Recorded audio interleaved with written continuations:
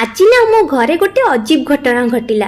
जानिछंती कौन, मो घर पाखरे जनकर बाहागर थिला। मु तो जाई नथिली, बहुत गरम होउची बोली, किंतु भाई जाईथिला।